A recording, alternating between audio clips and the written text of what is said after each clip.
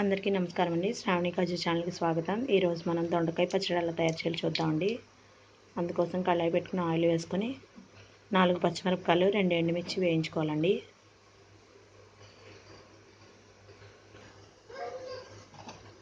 ఇవ్వండి.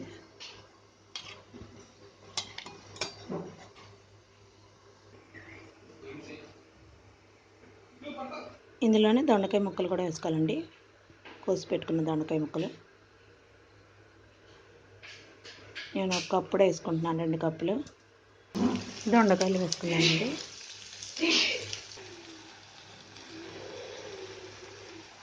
రెండు టమాటాలు కూడా కోసుకొని వేసుకున్నామండి.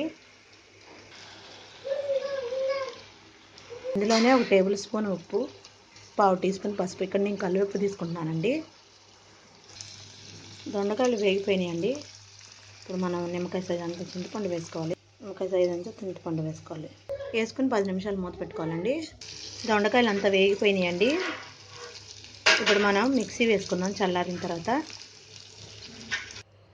ముందుగా పచ్చిమిరపకాయలు, ఎండుమిర్చి, వేయించిన పచ్చిమిరపకాయలు, వేయించిన ఎండుమిర్చి, 2 ఎల్లుల్లిపాయ రెబ్బలు, 1 టేబుల్ స్పూన్ జీలకర్ర వేసి మిక్సీలో వేసుకోవాలండి. రోట్లో కావాలంటే రోట్లో వేసుకోండి. మిక్సీలో వేసుకున్నాం కదండి. మనం తాలింపు వేసుకుందామండి.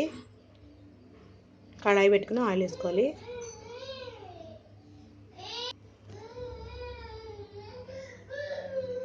ఆయిల్ వేడెక్కి తాలింపు గింజలు,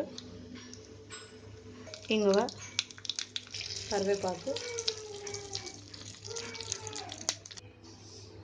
ఇందులోనే తాలింపు గింజలు వేసేసుకుందాం. అంతేనండి, దొండకాయ పచ్చడి